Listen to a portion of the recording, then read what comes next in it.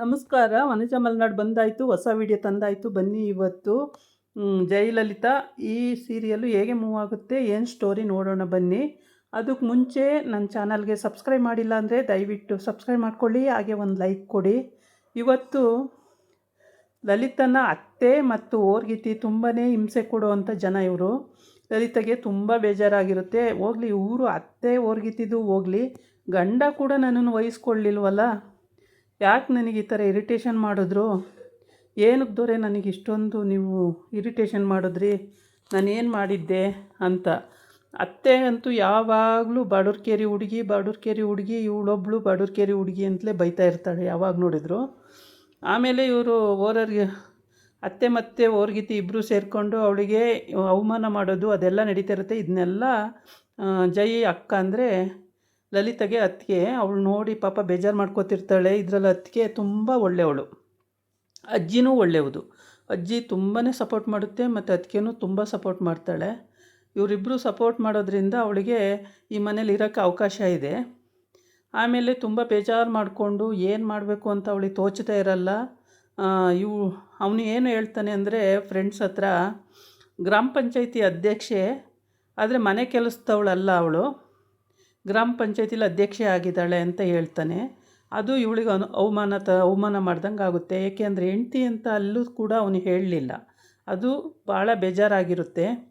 ಆಮೇಲೆ ಅತ್ತೆ ಸೊಸೆ ಮಾತಾಡಿಕೊಂಡು, ನಿಂದು ಯೋಗ್ಯತೆ ಇಷ್ಟೇ ನೋಡು, ಅಲ್ಲೂ ಕೂಡ ಗ್ರಾಮ ಪಂಚಾಯತಿ ಅಧ್ಯಕ್ಷ ಅಷ್ಟೇ ನೀನು, ಜೈ ಹೆಂಡ್ತಿ ಏನಲ್ಲ, ನೀನು ಏನಕ್ಕೆ ಭಾಳ ಆಡ್ತೀಯ, ಇಷ್ಟೇ ನೋಡು ನಿನ್ನ ಯೋಗ್ಯತೆ, ಬಡೂರ್ಕೇರಿ ಹುಡುಗಿ ನೀನು ಅಂತೇಳಿ ಬೈತಾಳೆ. ಅವಳು ಏನು ಮಾತಾಡಲ್ಲ, ಸುಮ್ಮನಾಗ್ತಾಳೆ. ಸುಮ್ಮನಾಗಿ ಓರ್ಗಿತಿ ಕೂಡ ಏನು ಮಾತಾಡಲ್ಲ, ಬರೀ ಅತ್ತೆ ಹೇಳಿದಕ್ಕೆ ತಾಳ ಹಾಕ್ತಾಳೆ, ಅಷ್ಟು ಬಿಟ್ಟರೆ ಇನ್ನೇನು ಮಾಡಲ್ಲ. ಈ ಕಡೆ ಅಜ್ಜಿ ಧೈರ್ಯ ಹೇಳುತ್ತೆ, ಬೇಜಾರು ಮಾಡ್ಕೋಬೇಡ ಲಲಿತಾ, ನೀನು ಧೈರ್ಯವಾಗಿರು, ಅವನೇನೋ ಎಣ್ಣೆ ಹಾಕಿದಾಗ ಫ್ರೆಂಡ್ಸ್ ಜೊತೆ ಹಂಗೆ ಅಂದಿದ್ದಾನೆ, ಅವನಿಗೆ ನಿನ್ನ ಮೇಲೆ ಆಸೆ ಇದೆ, ನೀನೇನು ಬೇಜಾರು ಮಾಡ್ಕೋಬೇಡ, ಸರಿ ಹೋಗುತ್ತೆ ಇವತ್ತಿಲ್ಲ ನಾಳೆ, ಸುಮ್ಮನೆ ಇರು ಅಂತ ಅಜ್ಜಿ ನಿಲ್ಲಿಸ್ಕೊಂಡು ಬುದ್ಧಿ ಹೇಳುತ್ತೆ.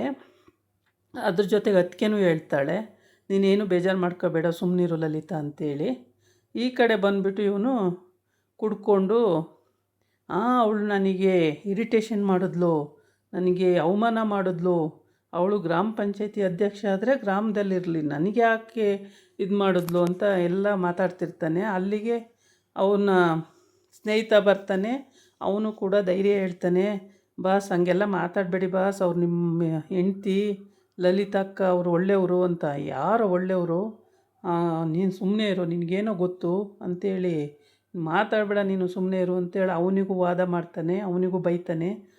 ಆದರೂ ಕೂಡ ಅದೇನು ನೆನ್ಕೊಂಡು ಬೈತಾನೆ ಇರ್ತಾನೆ.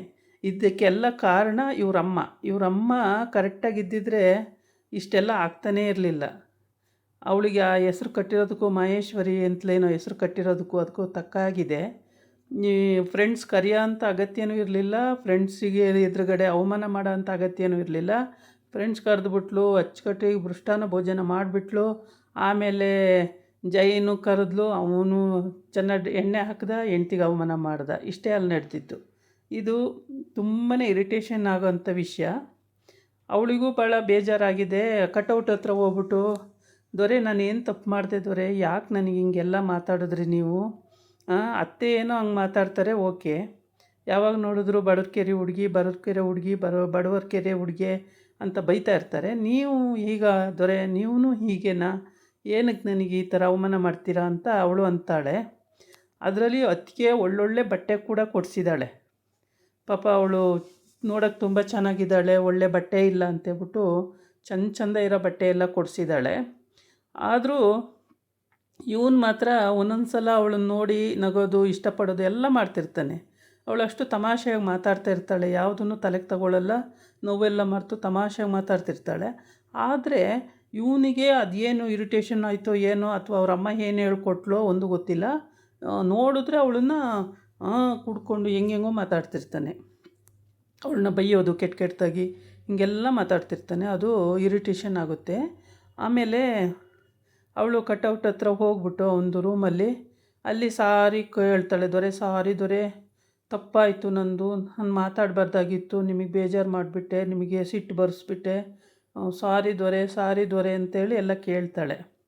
ಎಲ್ಲ ಕೇಳಿ ಆಮೇಲೆ ಅವ್ರ ಅತ್ತೆ ಹತ್ರ ಹೋಗ್ತಾಳೆ.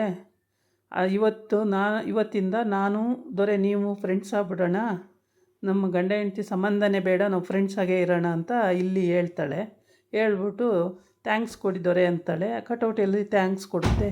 ಆಮೇಲೆ ಸರಿ ಅಂತ ಅಲ್ಲಿಂದ ಬಂದು ಅವ್ರ ಅತ್ತೆ ಸಿಗ್ತಾಳೆ. ಅವಾಗ ಅತ್ತೆ ಸಿಕ್ಕಿದಾಗ ಅತ್ತೆಗೆ ಚಾಲೆಂಜ್ ಮಾಡ್ತಾಳೆ. ನಿನ್ನನ್ನು ಹೆಂಗೆ ಓಡಿಸ್ಬೇಕು ಅಂತ ನಂಗೆ ಗೊತ್ತು ಕಣೆ ಅಂತ ಅತ್ತೆ ಹೇಳ್ತಾಳೆ. ಅತ್ತೆ ನೀವೇನು ಮಾಡೋಕ್ಕಾಗಲ್ಲ ಅತ್ತೆ, ನಾನು ದೊರೆನೂ ಫ್ರೆಂಡ್ಸ್ ಆಗಿರ್ತೀವಿ, ನಾವು ಯಾವತ್ತೂ ಸ್ನೇಹಿತರಾಗೇ ಇರ್ತೀವಿ, ಹಾಗಾಗ್ಬಿಟ್ಟು ನೀವೇನು ಮಾಡೋಕ್ಕಾಗಲ್ಲ ದೊರೆ, ನೀವೇನು ಮಾಡೋಕ್ಕಾಗಲ್ಲ ಅತ್ತೆ ಅಂತ ಹೇಳ್ತಾಳೆ. ಅದಕ್ಕೆ ಚಾಲೆಂಜ್ ಮಾಡಬೇಡ ನೀನು, ನನಗೆ ಗೊತ್ತು ಹೆಂಗೆ ನಿನ್ನನ್ನು ಓಡಿಸ್ಬೇಕು ಅಂತೇಳಿ, ಬಡವ್ರ ಕೆರೆ ಹುಡುಗಿ ನೀನು ಅಂತ. ಹಂಗಂದ್ರೂ ಅವಳಿಗೆ ಒಂದೊಂದು ಸಲ ಬೇಜಾರಾಗುತ್ತೆ. ಮತ್ತು ಅವಳ ತಲೆಗೆ ಏನು ತಗೊಳ್ಳಲ್ಲ, ಬೇಜಾರು ಮಾಡ್ಕೊಳ್ಳಲ್ಲ. ಆಯಿತು ಬಿಡಿ ಅತ್ತೆ, ನೀವು ಗೆಲ್ತೀರೋ ನಾನು ಗೆಲ್ತೀನೋ ನೋಡೋಣಂತೆ ಅಂತ ಹೇಳ್ತಾಳೆ. ಯಾಕೆಂದರೆ ಅಜ್ಜಿ ಮತ್ತು ಅದಕ್ಕೆ ಸಪೋರ್ಟ್ ಇದೆ ಅವಳಿಗೆ, ಅವಳೇನು ಎದ್ರಲ್ಲ. ಹಂಗಾಗ್ಬಿಟ್ಟು ಧೈರ್ಯವಾಗಿ ಹೇಳ್ತಾಳೆ, ಆಯಿತು ಕಣೆ ನೋಡೇ ಬಿಡ್ತೀನಿ, ನೀನು ಗೆಲ್ತೀಯ ನಾನು ಗೆಲ್ತೀನ ನೋಡೇ ಬಿಡ್ತೀನಿ ಅಂತ. ಇದಾಗಿತ್ತು ಇವತ್ತಿನ ವೀಡಿಯೋ. ನಾಳೆ ಇನ್ನೊಂದು ವೀಡಿಯೋ ಜೊತೆ ಬರ್ತೀನಿ. ನಮಸ್ಕಾರ.